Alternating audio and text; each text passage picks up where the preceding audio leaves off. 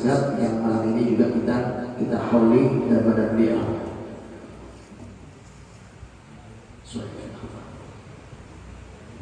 Bismillahirrahmanirrahim. ومن كلام الحبيب أبو بكر بن محمد بن السقاف رضي الله عنه ونفعنا به وبعلوم في الدارين آمين. وفي عشية الجمعة في الراحة المعتادة في بيته رضي الله عنه بكرسي تكلم سيدي بعد إنشاد قصيدة الحبيب علي بن محمد الحبشي التي أولها يحدثني حسن الرجاء فيك بالبشرى وبالسعة في الدنيا بالفوز بالأخرى. قال سيدي شهد بعضهم في بعضهم الحبيب علي شهد في شيخي الحبيب أبو بكر بن عبد الله العطاس ونحن بنشهد في بعضنا البعض بالمشهد الحسن ومجالسنا شوها عزيزة وهؤلاء الشيابة بغوا مغانم وهؤلاء ويشير سيدي إلى الأولاد الصغار أمانة وهم مقبلون ونحن إن شئ عندنا أمانة لا نؤديها ونحن كلما وصلنا مكان جمعناهم وحثيناهم على الصغار يخلونهم يحضرون مثل هذه المجالس لأجل يتباركون بالنظر إلى الشيابة. وثم انشدت بين عدة قصائد وعاد سيد الكلام وقال تقدم الكلام يجب علينا أن نقتدي بالسلف الصالح وكم طوائف قد صرفوا علينا وهؤلاء البقية الله يمتع بهم نحن نقتدي بهم وهؤلاء الصغار يقتدون بنا وهمنا ونياتنا واجتماعنا هذا إلا ما نمشي على ما درجوه عليه السلام والذي نويناه هذا إن شاء الله يسرى إليهم ويصل إلى صدورهم والذي علينا والباقي على الآباء يعلمونهم تعليم السلام وقد رأينا وشفنا بالعين يعلمون الأولاد على غير طريق أهلهم وسلفهم ولكن ما قدرنا نتكلم معهم ولا يحصلون على خير إذا ما يعلموا علوما بالسلام كما قال رضي الله عنه وكما قال رضي الله عنه. في عشرة الربوع 10 ربيع الأول سنة 1954 هجرية في الراحة بسورابايا. قال سيدي رضي الله عنه ما مقصود الاجتماع إلا الاتفاق وغيناكم تتكلمون أنتم وأشار سيدي إلى السيابة مع هؤلاء الصغار لأن هؤلاء أمانة وما المقصود من الاجتماع إلا الاتفاق. وأجابه أحد الحاضرين وقال سيدي كلامكم فيه الكفاية ومن لسانكم أحلى والقليل منكم لا يقال له القليل وكلامكم إن شاء الله يكون له القبول والتأثير ويحصل به النفع للصغير والكبير. وقال له سيدي ونحن الذي نحب بندعو إليه ونحن لما حبينا الخير ومجالس الخير دعيناكم إليه ومثل مجالسنا هذه ولو حتى على السكوت إلا ذكر الصالحين أو قراءة كتبهم تنزل الرحمة وتحصل البركة والسكينة ونحن نطلب من الصغار أن يحفظوا أصلهم وشرابهم ويستعملون زي الشرف وخصوصا بمجالس الخير وهذا مجلس شريف وفي السماء إلا مرة وبنحفظ أصلنا وشرفنا بل نقيم الظواهر وعلى الله إصلاح السرائر والصغار يتزينون بزي الشرف ويتمرنون عليه وهذا الطلاب ما هو أمره. ومثل مجالسنا هذه بغينا لها التأثير إن شاء الله والأماكن التي نتردد إليها واستمروا لأنفسهم قد ظهر أثرها وشفنا تأثيرها وهنا إن شاء الله يظهر وأمور الدنيا ما بنصلح إلا بصلاح أمور الآخرة وبعفو أصلنا وشرفنا ومجالسنا هذه صافية وبنا فالشرف وحمتنا ونيتنا إلا هذه أو كما قال رضي الله عنه والله أعلم بالصواب. والفرصة البقية للحبيب فليتفضل مشكورا. صلوا على النبي محمد.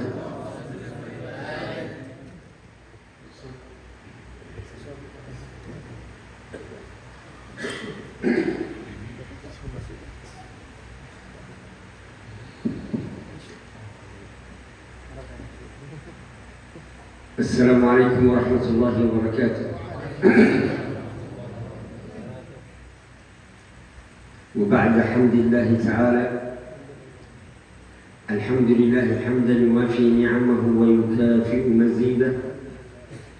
يا ربنا لك الحمد كما ينبغي لجلال وجهك وعظيم سلطانك. سبحانك لا نحصي ثناء عليك أنت كما أثنيت على نفسك، فلك الحمد قبل الرضا ولك الحمد بعد الرضا ولك الحمد في كل لحظة أبدا.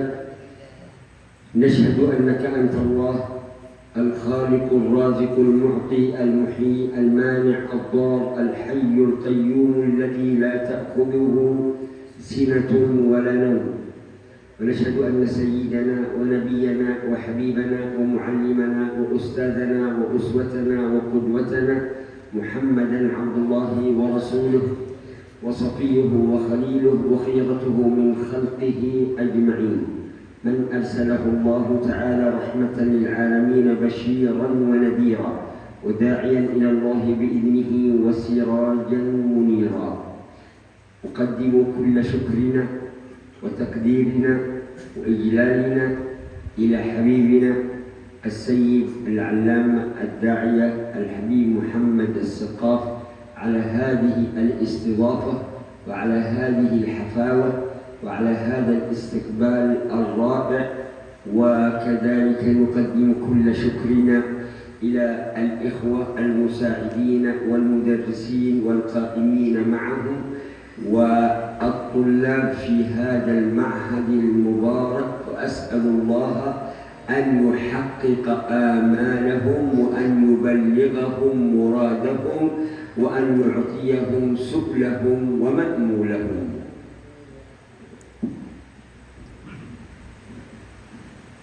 بسم الله الرحمن الرحيم. الحمد لله رب العالمين. اللهم صل وسلم على سيدنا محمد وعلى alihi wa sahbihi ajma'in. Amma ba'du, yang kita hormati dan memuliakan para habaib dzurriyyah Nabi kita Muhammad sallallahu alaihi wasallam. Begitu pula para tuan guru, alim ulama, pewaris para nabi, mobil khusus yang kita muliakan Ad-Da'i ilallah al-alim al-allamah al-habib Abu Bakar bin Ahmad al-Haddar dari Aden, Yaman. Kita doakan beliau mudah-mudahan panjang umur, sehat walafiat, dan dimudahkan segala urusan beliau. Begitu pula yang kita hormati dan muliakan guru kita Al-Habib Muhammad As-Segaf dan habaib-habaib yang lainnya serta guru-guru yang lainnya. Mudah-mudahan mereka selalu dalam lindungan Allah Subhanahu wa taala, istiqomah, dan mudah-mudahan kita berataan mendapatkan keberkahan dari mereka. Amin ya rabbal alamin. Habib memulai nasihatnya dengan memuji kepada Allah Subhanahu wa taala, kemudian membaca dua kalimat syahadat, dan Habib mengucapkan terima kasih banyak terutama kepada guru kita, kata Habib Ad-Da'i Al-Habib Muhammad As-Segaf, dan kepada seluruh relawan yang membantu sehingga terlaksananya acara atau majelis di malam hari ini. Beliau pula mengucapkan terima kasih banyak atas sambutannya, atas jamuannya yang sangat baik dan yang sangat indah ini, kata Habib. Mudah-mudahan apa yang pian berataan inginkan atau cita-cita kalian, keinginan kalian, doa-doa dan harapan kalian dan harapan kita berataan mudah-mudahan dikabulkan dan diwujudkan oleh Allah Subhanahu wa taala. Amin ya rabbal alamin. أود أن أتكلم على 5 نقاط إن شاء الله، ووفق إلى ذكرها لكي نخرج لفائدة جميلة وجليلة. نحن حضرنا حولية سيدي الحبيب الشيخ محمد بن عبد الكريم السمان، كذلك سيدي الحبيب أبو بكر السقاف الملقب بالقسي، فأسأل الله تعالى أن يعيد علينا من بركاتهما وهمتهما وصدقهما، وكما نور الله بهما الزمان والمكان أسأل الله أن ينور بنا الزمان والمكان. فما هي الفائدة من ذكر أولياء الله؟ يقول الله تعالى: وذكرهم بأيام الله. فأيام الله هي المناسبات والحوليات للأولياء عند ذكر الصالحين تتنزل الرحمات. وإذا وجد جيل لا يعرف تاريخه ولا يعرف ماضيه، فمن لم يكن له ماض مشرق ومن لم يكن له تاريخ يعتز به ورجال ينتمي إليهم لن يكون له حاضر، ومن لم يكن له حاضر لن يكون له مستقبل.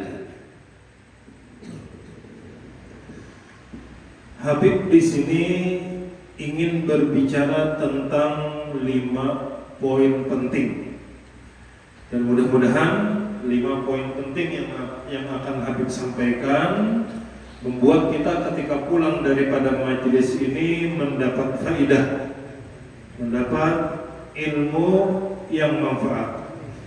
Kita di sini berhadir untuk memperingati haul. Yang pertama, Syekh Muhammad bin Abdul Karim As-Samman Al-Madani. Begitu pula kita hadir di tempat ini untuk memperingati haul Al-Habib Abu Bakar bin Muhammad As-Segaf yang dikenal dengan Habib Gresik, Habib Abu Bakar Gresik. Mudah-mudahan apa yang Allah berikan kepada mereka berupa keberkahan, berupa cahaya, berupa ilmu, mudah-mudahan itu pula Allah berikan kepada kita barataan. Dan sebagaimana masa ketika mereka ada, maka masa tersebut menjadi terang, menjadi cahaya. Nah, mudah-mudahan Allah menjadikan kita menjadi cahaya di mana atau di masa kita berada ketika itu, sebagaimana para wali Allah Subhanahu wa ta'ala. Allah Subhanahu wa ta'ala berfirman: "Wa dzakkirhum bi ayyamillah." Dan ingatkanlah kepada mereka akan hari-hari besar dalam pandangan Allah Subhanahu wa ta'ala.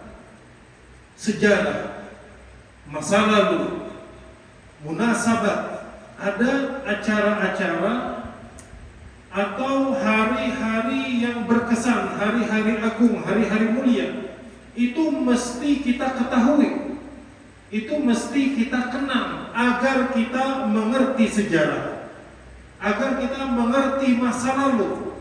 Kenapa pentingnya kita mengerti masa lalu, mengetahui tentang sejarah? Karena kalau kita mengetahui sejarah kita, sejarah pada Tuhan kita, maka hal itu akan membuat kita bangga, membuat kita mulia, dan ada keinginan kemuliaan tersebut bukan sekedar dulu, tapi sampai kepada kita sekarang. Jadi kalau kita dulu ngerti masa lalu kita, misal kejayaan Islam atau pada Tuhan kita bahari yang mulia, itu akan menggugah kita bagaimana kemuliaan tersebut tidak habis, tapi berlanjut kepada kita sekarang. Orang yang punya masa lalu atau pada Tuhan bahari yang mulia, maka di masa sekarang insya Allah kehidupannya pun akan bagus. Dia akan hidup punya masa sekarang ini. Dan barang siapa masa sekarang ini bagus, maka mustakbalnya, masa depannya pun akan bagus pula. Jadi kita mesti mengerti sejarah, mesti mengerti bagaimana orang-orang mulia di masa lalu supaya kita sekarang ini bisa mengikuti mereka, yang mana diharapkan masa depan kita pun akan cemerlang. يقول من أراد أن يكون عظيما فليقرأ سيرة العظماء. والمشكلة أن مرحلتنا اليوم ليست مرحلة إسلام، إنما هي مرحلة إعلام، والأجيال كلهم لم يلتفتوا إلى منهجية قراءة سيرة السلف الصالح، ويقرأوا كيف استطاعوا أن ينتصروا على أنفسهم وعلى شهواتهم وعلى رغباتهم وعلى أهوائهم وعلى مرحلتهم، واستطاعوا أن ينقذوا ما يمكن إنقاذه. وقبل أن يترجم الدكتور أو الأستاذ أحمد شوقي، أنا أذكر لكم أدلة من القرآن. اقرأ أول سورة في القرآن تسمى سورة البقرة، سورة ثانية تسمى آل عمران. آل عمران تتكلم عن أسرة سيدنا عيسى ابن مريم وأمه وكيف كانت. طيب، أحد المستشرقين في أمريكا كان كثير النقد، وكان نقده لاذعا، وكان أديبا يكتب كل يوم. المستشرقون يجمعون مبلغا من المال ويعطونه لينتقد القرآن ويخرج ما فيه من التناقضات. فماذا حدث؟ هو مسيحي. هذا الرجل بعد أن وصل إلى سورة مريم، سورة في القرآن اسمها مريم، هو يقول ما هذا؟ لو كان هذا محمد يعني القرآن من عنده لكتب سورة في القرآن عن زوجاته، عن خديجة، عن صفية، عن عائشة، عن أو لكتب سورة في القرآن عن بنته فاطمة الزهراء سيدة نساء العالمين. ماذا حدث له؟ آمن بالله وقال أشهد أن لا إله إلا الله وأن محمدًا رسول الله. فلا بد وأن نعيد تثوير القرآن لنفهم أن فيه رسائل لنا. لقد أنزلنا إليكم كتابا فيه ذكركم، أنت مذكور في القرآن. قل لي ماذا صفاتك؟ ما هي صفاتك؟ أأنت من عباد الرحمن؟ أأنت من أولي الألباب؟ أأنت من المتقين؟ أأنت من أولياء الشياطين؟ أأنت من الذين خلطوا عملا صالحا وآخر سيئا؟ أأنت من الحكام؟ أأنت من التجار؟ أأنت من المنافقين؟ أأنت من المؤمنين؟ أأنت كل شيء. في سورة القرآن سورة المنافقين، وفي سورة الكافرون، وفي سورة تسمى تتعلق المؤمنون، في سورة كل شيء في القرآن. نحتاج إلى إعادة النظر في القرآن لكي نأخذ ثمرات، وكذلك نلقم من ينكر أي شيء نقوله بالقرآن. ما في عندنا كلام آخر غير القرآن. عفوا تفضل. عفوا هذه كلها خارجة. اللهم صل على محمد. Barang siapa tidak mengerti sejarah, maka dia tidak bisa hidup dengan baik di masa sekarang. Dan barang siapa tidak bisa baik hidup di masa sekarang ini, maka dia tidak akan punya masa depan yang cemerlang. Kita ini, kata Habib, generasi kita sekarang ini adalah generasi Islam, bukan generasi Islam. Generasi Islam itu apa? Lebih suka mendengar atau melihat berita yang ada penting, ya kan? Kalau lebih diperluas lagi kan sekarang kan kita ditampilkan dengan berbagai macam hal, terutama di internet, di HP kan, apa scroll. Kita udah perlu itu. Kita sering nonton hal itu, tapi kita sendiri tidak membaca tentang agama kita. Kita tidak membaca tentang agama kita. Ini generasi kita sekarang tantangan kita sekarang ini. Sedangkan mereka para mustasyrikun, para orientalis ini mereka apa? Mereka yang mempelajari Islam, tapi tujuannya bukan untuk kebaikan, bukan untuk kebaikan Islam, tapi untuk menghancurkan Islam. Jadi mereka mengumpulkan dana, itu sengaja mengumpulkan dana, mencari orang-orang pintar, meneliti Al-Quran supaya mencari kelemahan Al-Quran, Al-Quran. Tapi Al-Quran yang kita ketahui ini luar biasa. Ini kalau mungkin salah. Mereka pertama surah Al-Fatihah, kemudian surah Al-Baqarah, kemudian surah Ali Imran. Ini berbicara tentang keluarga.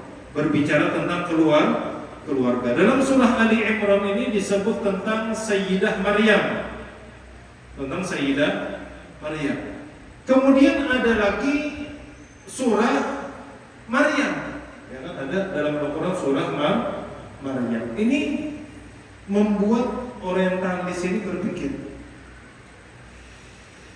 Mereka kan asalnya memang tidak percaya dengan Nabi Muhammad utusan Allah. Mereka ada percaya, dan mereka mengira Al-Quran ini tulisan Nabi Muhammad. Ini pasti ada salah. Mereka ingin mencari kekeliruan.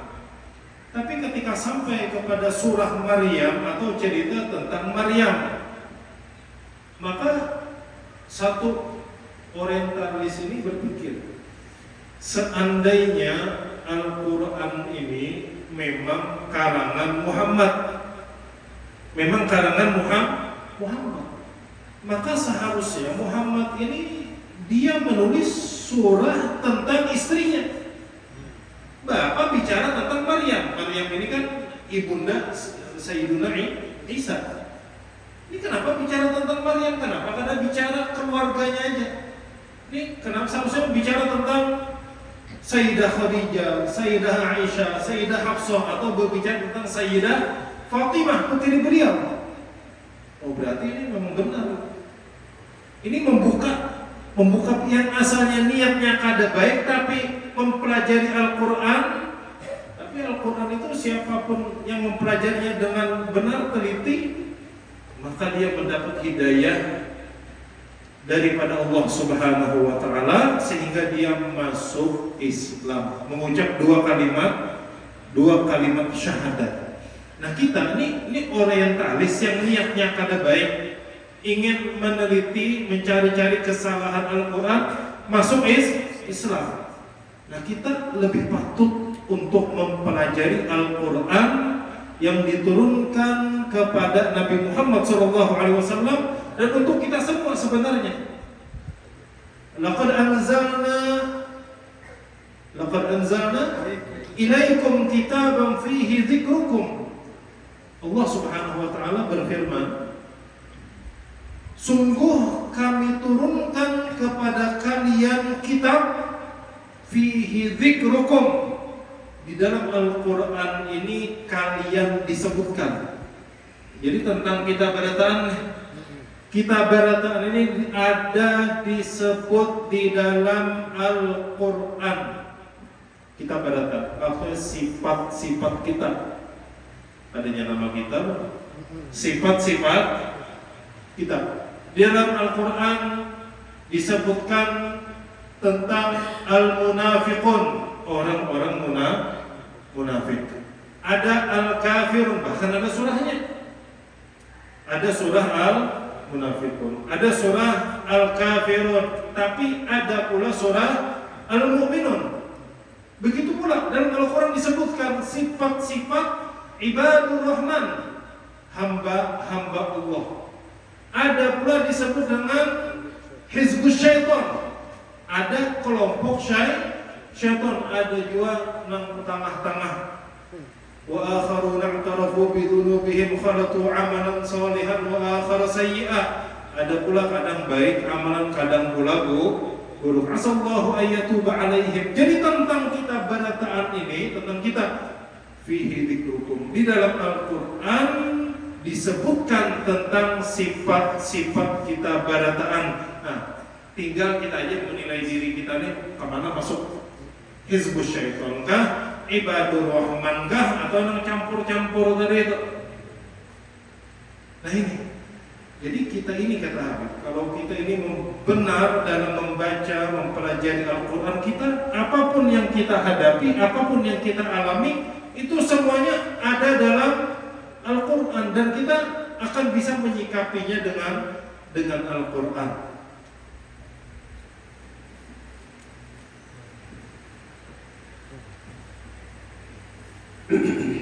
كتبت بعض الكلمات لكن الوقت دائما أختم لكم بقصة بسيطة جدا. هذه تساعدكم وتجعلكم تستفيدوا من العلم التجريبي الذي تجرى فيه تجارب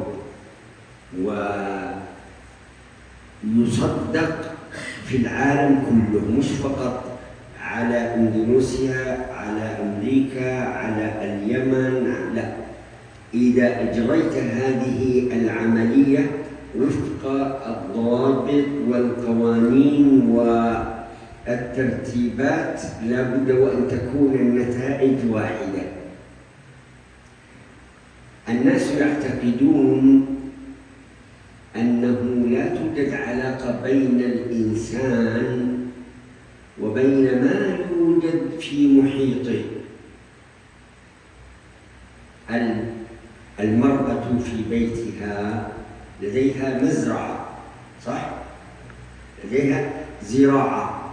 إذا فارقت هذه الأشجار وهذه الأزهار، الأشجار تتأثر لغياب يعني صاحبة البيت.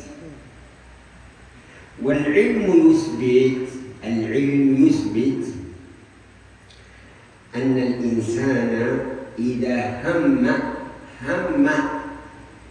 بقلبه أنه يصب ماء حارا، حار شديد الحرارة، على شجرة،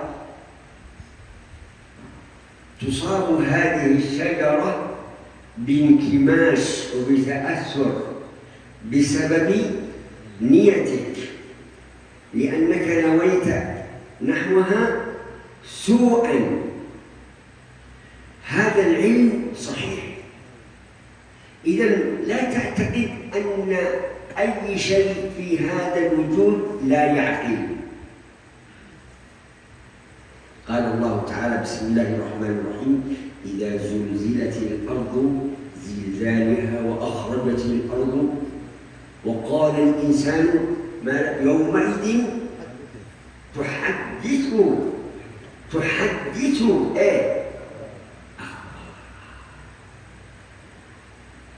وقال لها والسماوات والأرض ائتيا طوعا أو كرها قالتا أتينا طائعين. كل شيء. ذات يوم رسول الله يصعد على جبل أحد فيضطرب يهتز، فقال له إنما عليك نبي وصديق وشهيدان أو شهيدين. الله كان يقول عن أحد: أحد جبل يحبنا ونحب. كيف؟ الحب من العواطف، من العاطفة، من المشاعر. هل تعتقد أن هذا الجبل فيه عاطفة؟ هكذا. وفي جبل يبغضنا ونبغضه، هكذا. كل شيء إذا وجد الإنسان الذي يعي ويدرك أن كل شيء في هذا الكون إما شاهد لك وإما شاهد عليك. أنت إذا مررت بطريق تذكر الله، الطريق هذا يتباهى ويفتخر ويقول: لقد مر علي رجل يذكر الله. وإذا مات الإنسان الصالح يبكي عليه المكان الذي كان يعبد الله فيه. تفضل ونختم بالدعاء بالعفو والمغفرة.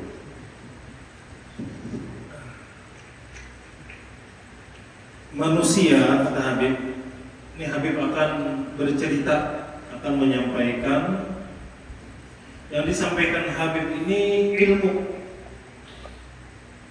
yang mana ilmu ini dibuktikan, bukan sekedar teori saja, tapi dibuktikan.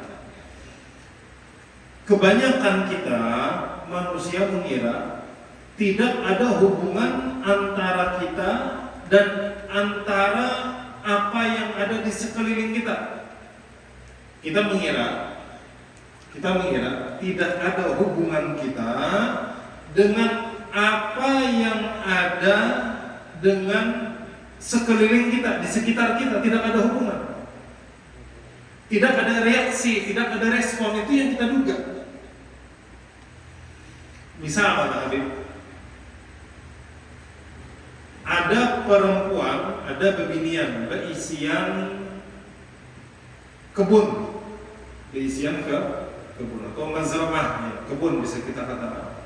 Nah, itu ketika perempuan itu ada di rumah, ada di kebun itu, maka kebun itu akan terlihat segar, terlihat indah, terlihat mekar, bagus, kayak subur kelihatan. Tapi ketika perempuan itu misalnya kadida lagi di rumah itu, meninggal misalnya, itu berubah sudah. Itu baru kembang tadi atau tanaman tadi itu berubah. Atau kalau ulun contohkan mungkin dari ulun yang kita rasakan, dan itu terbukti. Antara rumah yang didiami dengan rumah yang kada didiami sama apa beda? Belayan kan? Auranya itu beda, suasananya memang beda, bukan sekadar auranya beda. Artinya apa? Artinya kita dengan yang ada di sekitar kita itu ada hubungan, ada hubungan. Bahkan kata Habib, jikalau kita nih ada niat yang kada baik kepada tanaman, misal ada baju panas, kalau kita ada keinginan ini tanaman ini nak kusiram aja sudah baju panas, tanaman tadinya kayak model takutan juga berubah. Buktikan dia kata Habib. Artinya apa? Ada hubungan, bahkan niat terasa. Karena niat tidak ada baik, niat yang sekitar kita tuh merasa. Nah, begitu pula Habib tadi mencontohkan Nabi kita Muhammad SAW ketika naik ke Jabal Uhud atau Gunung Uhud. Itu Gunung Uhud itu bergetar. Gunung Uhud itu bergetar. Ujar Nabi, "Uskun ya Uhud, diam wahai Uhud." Karena yang sekarang ada di atas semua ini adalah Nabi, dan As-Siddiq, Sayyiduna Abu Bakar, dan 2 syahidain. Syahidain yang Sayyidina Umar, Utsman. Nah, jadi ini ada 3 sahabat diam. Dan Nabi pula mengatakan, Uhud jabalun yuhibbuna wa nuhibbuh. Di gunung Uhud ini gunung yang mencintai kita dan kita pun mencintainya. Baik, ini gunung kan cinta itu masalah rasa. Bujur apa ada? Cinta itu masalah rasa. Tapi Nabi mengatakan gunung mencintai kita. Nah, jadi di sini menunjukkan, kata Habib, bisa dikatakan segala sesuatu itu ada akalnya, ada perasaannya. Maksudnya kita mesti bersikap baik dengan seluruh apa yang ada di sekitar kita. Makanya ada surah Al-Zalzalah, idza zulzilatil ardu zilzalaha wa akhrajatil ardu athqalaha wa qala al-insanu ma laha. Ini kenapa bumi ini bergoncang? Terutama ketika kiamat. Idza zulzilatil ardu zilzalaha wa akhrajatil ardu athqalaha wa qala al-insanu ma laha. Apa sambungannya? Yauma idzin tuhadditsu akhbaraha. Bicara nantinya. Bumi akan mengabarkan tentang kabar-kabar apa yang terjadi di atasnya, apa yang terjadi di dalamnya. Jadi kita ini hidup kada sendiri aja. Jangan kita hidup, kita ini interaksi kita antara kita dengan manusia aja ada. Bahkan dengan seluruh apa yang ada di sekitar kita, maka hendaklah bersikap dengan baik, karena mereka pun ada respon kepada kita. Jadi ada gunung yang kita cinta, tapi ada juga gunung yang kadang tuju lawan kita. Hati-hati. Dan bumi ini berantakan nih. Yang kadang tuju kalau kita bermaksiat. Makanya mau bermaksiat itu mulai sial. Karena bumi gak ada atau itu namanya sial. Sebaliknya, kami mencontohkan, itu bumi itu dia berbangga, dia senang ketika dilewati orang yang berzikir di atasnya. Jadi kalau kita di jalan berzikir, itu bumi itu senang, gembira. Makanya mau berzikir itu di jalan selamat. Ya meskipun kami tadi di jalan berzikir itu cuma kemana-mana masuk dalam, cuma alhamdulillah sampai aja. Alhamdulillah sampai dengan selamat. Entah kemana kan tadi Google Map tadi itu masuk ke dalam, bingung juga jadi ini bilangnya kan mungkin mau majelis sampai ke dalam sini gitu lah. Jalan ini sudah sempit, ini jalannya cuma ya kesan entah kampus ke sini tadi ada yang putar balik. Alhamdulillah sampai. Sampai. Nah bahkan disebutkan itu kalau orang soleh itu mati, maka tempat itu pun ikut menangis. Tempat itu ikut menangis. Makanya kan kalau orang soleh meninggal itu hujan tuh tanda menangis. Dan suasana itu beda, itu bisa dirasakan. Artinya apa? Dimanapun dan kapanpun kita mesti bersikap dengan baik sesuai dengan tuntunan Rasulullah SAW supaya respon balik, reaksi baik itu kembali kepada kita pula. أنت كل يوم تصلي كل صلاة تقول السلام عليك أيها النبي ورحمة الله وبركاته، ثم تقول السلام علينا وعلى عباد الله الصالحين. أين هم هؤلاء؟ هذا هو أنك تفهم أن الكون مليء بالأسرار، مليء بالأنوار، إلا أن هذه لا تظهر لدينا متى ما تصفينا، متى ما تزكينا، متى ما تطهرنا، متى ما تهذبنا. لا بد وأن نشاهد، فمن لم يجاهد لم يشاهد. والذين جاهدوا فينا لنهدينهم سبلنا. ولذلك يقول أهل التربية: من لم تكن له بداية محرقة لم تكن له نهاية مشرقة. نسأل الله تعالى أن يعيد علينا وعليكم من أسرار رجالنا وأئمتنا ومن كنا في ذكراهم وحوليتهما، ونسأل الله تعالى أن يتوب علينا وعليكم توبة نصوحا يزكينا بها جسما وقلبا وروحا.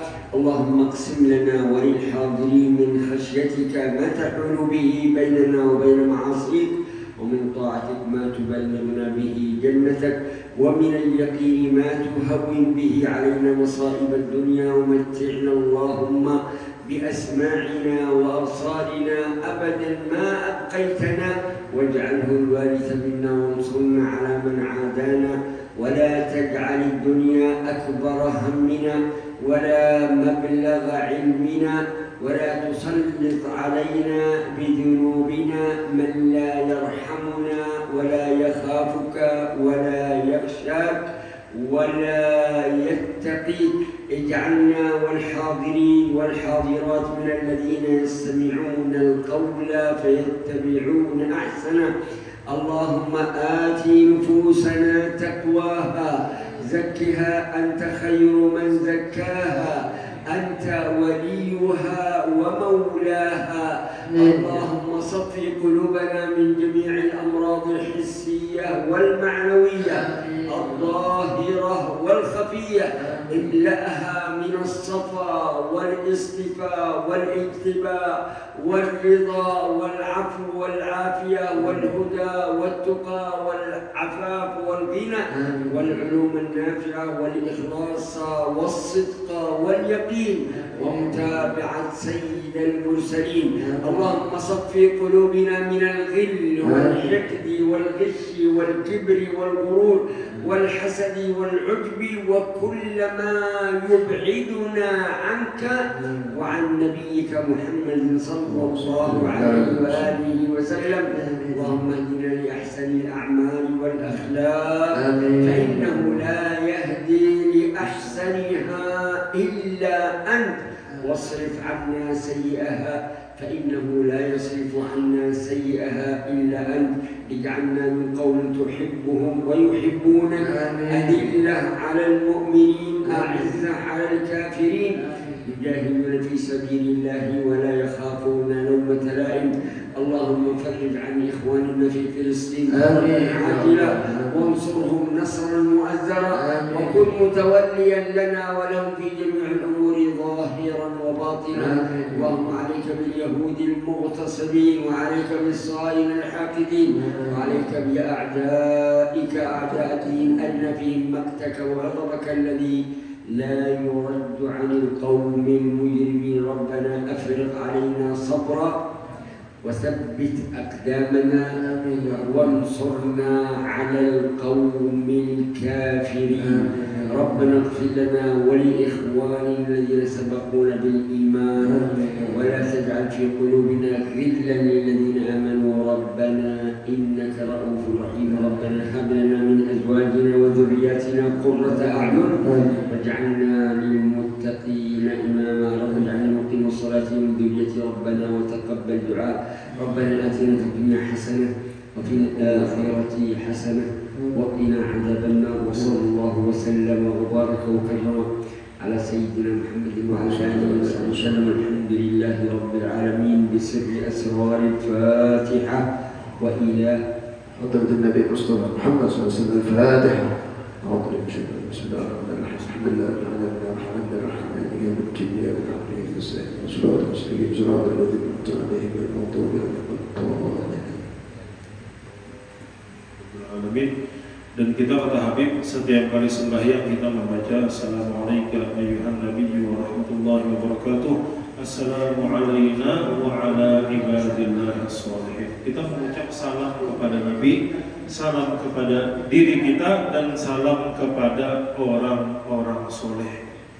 Ini orang-orang soleh yang mana ini? Yang kita ucapkan salam kepada mereka. Nah, ini menunjukkan bahwasanya banyak rahasia-rahasia Allah Subhanahu wa taala ada, tapi kita belum menyaksikannya. Kita belum melihatnya. Seharusnya ketika kita membaca wa ala ibadillahi sholihin itu ada orang-orang solehnya. Orang solehnya ada. Nah, di sini ada rahasia-rahasia yang kita belum menyingkapnya, belum tersingkap untuk kita. Kenapa? Karena kita ligat, karena kita belum bersih. Diri kita masih banyak dosa, hati kita masih banyak sifat-sifat yang kada baik. Jadi kata Habib, barang siapa yang belum bersih maka dia belum bisa melihat, belum bisa menyaksikan. Nah, supaya bersih ini apa? Mesti mujahadah. Mesti mujahadah. Walladzina jahadu fina lanahdiyannahum subulana. Mun mujahadah maka terbuka aja jalannya, maka mendapat rahasia-rahasia asrar. Nah, mudah-mudahan asrar yang Allah berikan kepada wali-walinya mudah-mudahan diberikan pula kepada kita barataan. Dan ini mesti mujahadah, ada usahanya. Makanya ada istilah malam yakun lahu bidayatun muhriqah. Barang siapa yang tidak ada mujahadah, tidak ada mujahadah yang membara, yang penuh semangat, maka nihayah musyriqah itu tidak akan ada pula. Jadi nihayah musyriqah maksudnya ujung yang cemerlang itu tidak akan ada. Nah, tugas kita mujahadah. Nah, nanti Allah akan berikan asrar, berikan rahasia-rahasia kepada kita sebagaimana yang Allah berikan kepada wali-walinya. Dan Habib tadi mendoakan kita bertahan dengan doa yang lumayan panjang. Di antaranya apa? Mudah-mudahan Allah mensucikan diri kita, jiwa kita. Nah, mudah-mudahan disucikan dan dibersihkan oleh Allah Subhanahu wa taala. Nah, dan terakhir tadi Habib membaca doa-doa. Doa-doa mudah-mudahan apa yang kami sampaikan, doa-doa yang beliau panjatkan kepada Allah Subhanahu wa taala untuk kita barataan, mudah-mudahan dikabulkan Allah Subhanahu wa taala, dan apa yang kita dengarkan menjadi